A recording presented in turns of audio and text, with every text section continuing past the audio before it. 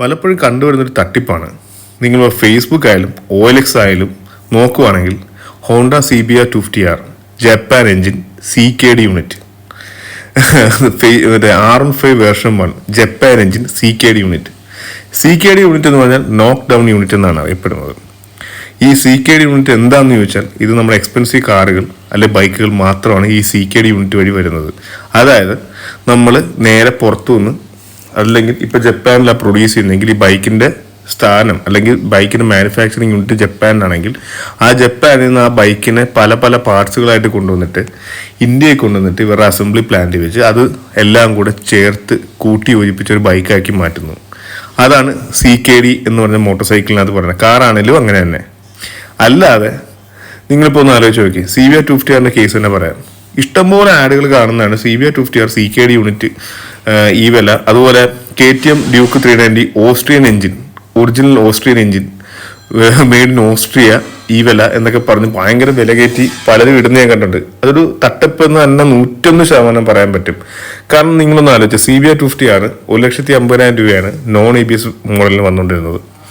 ABSനാവട്ടെ 1,70,000 രൂപയും. ഈ 1,50,000 1,70,000 ബൈക്ക് എങ്ങനെയാണ് ഒരു മാനുഫാക്ചർ CKD യൂണിറ്റ് കൊണ്ടുവരുന്നത്?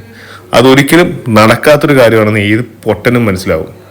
പിന്നെയും ആൾക്കാരെ ഇങ്ങനെ വഞ്ചിക്കാനായിട്ട് നിങ്ങളുടെ കയ്യിലുള്ള ബൈക്കിനകത്ത് എന്തൊക്കെ പ്രത്യേകത ഉണ്ടെന്ന് കാണിക്കാനും വില മാർക്കറ്റിൽ കൂട്ടി കാണിക്കാനുമാണ് ഈ CKD യൂണിറ്റ് എന്ന് പറയുന്ന പ്രയോഗം പല ഓണേഴ്സും ചെയ്യുന്നതെന്ന് തോന്നുന്നു.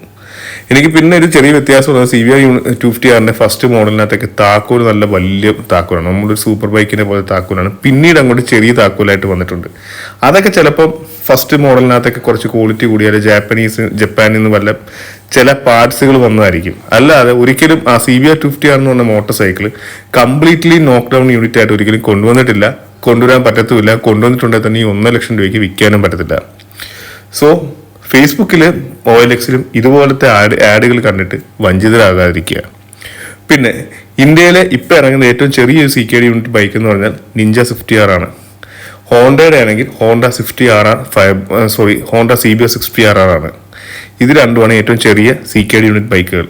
ബാക്കി ഇതിൻ്റെ താഴോട്ടുള്ളതെല്ലാം ഇവിടെയൊക്കെ തന്നെ ലോക്കലായിട്ട് ഉണ്ടാക്കുന്നതാണെന്നാണ് അർത്ഥം. സോ ഈ 2 ബൈക്കുകളാണ് ഏറ്റവും കുറവ്. പിന്നെ അതിന് മേലോട്ടുള്ള 1000cc എല്ലാം ഓൾമോസ്റ്റ് CKD ആയിട്ടാണ് വരുന്നത്. സോ അതിനകത്ത് നമുക്ക് ക്വസ്റ്റ്യൻ മാർക്കില്ല. അതുകൊണ്ട് എനിക്ക് പിന്നെയും പറയുന്നു, CKD യൂണിറ്റ് കണ്ടിട്ട് ഒരിക്കലും ആരും പോയി ഫസ്റ്റ് ജനറേഷൻ എടുക്കല് വണ്ടിയുടെ ക്വാളിറ്റി എങ്ങനെ മെയിൻറ്റെയിൻ ചെയ്തിട്ടുണ്ടോ എന്നുള്ളത് നോക്കിയിട്ട് മാത്രമായിട്ട് എടുക്കുക. ഇപ്പോൾ 2011 മോഡലാണെന്നും പറഞ്ഞ് നമ്മളത് തള്ളിക്കളയേണ്ട കാര്യമില്ല. അതിൻ്റെ ഓണർ അത്രയും സൂപ്പറായിട്ട് കറക്റ്റായിട്ട് റിലീജിയസിൽ ഓയിലും മാറി പെർഫെക്റ്റ് ആയിട്ട് കൊണ്ടു നടക്കുന്ന ഒരു വണ്ടിയാണെങ്കിൽ അതിന് നല്ലൊരു ക്വാളിറ്റി കാണുമായിരിക്കും. അങ്ങനൊരു ബൈക്കാണ് നിങ്ങൾ അവൻ അവകാശപ്പെടുന്ന ഒരു വാല്യൂ കൊടുത്തെടുക്കുന്നതിനകത്ത് തെറ്റില്ല. കാരണം മോഡലല്ല ഞാൻ എപ്പോഴും ഒരു ബൈക്ക് എടുക്കുമ്പോൾ ഞാൻ നോക്കാറ്. ഞാൻ അതിൻ്റെ എൻജിൻ്റെ ക്വാളിറ്റിയും ഇടിച്ചിട്ടുണ്ടോ തട്ടിയിട്ടുണ്ടോ മുട്ടിയിട്ടുണ്ടോ എന്നൊക്കെയാണ് ഞാൻ നോക്കാറ്. അങ്ങനെയൊക്കെ നോക്കിയിട്ട് എടുക്കുന്നതായിരിക്കും ഏറ്റവും നല്ലത്. കാരണം ഒട്ടും ഓയിലൊന്നും മാറാതെ ഇട്ട് കൊന്നിട്ടുള്ള ഒരു 2018 മോഡലിനേക്കാളും എന്തുകൊണ്ടും നല്ലതാണ്. നല്ല വൃത്തിക്ക് ഓയിൽ മാറി കറക്റ്റ് റണ്ണിങ് പീരീഡൊക്കെ കംപ്ലീറ്റ് ചെയ്തൊരു പെർഫെക്റ്റ് ആയിട്ട് മെയിൻറ്റെയിൻ ചെയ്തൊരു ബൈക്ക്. അതിന് കുറച്ച് വില കൂടുതൽ കൊടുത്താലും നമുക്ക് അതൊരു അസറ്റായിട്ടിരിക്കും. കാരണം മൈലേജും പെർഫോമൻസും ഒക്കെ ലോങ് റണ്ണിൽ അതിനെ തരാൻ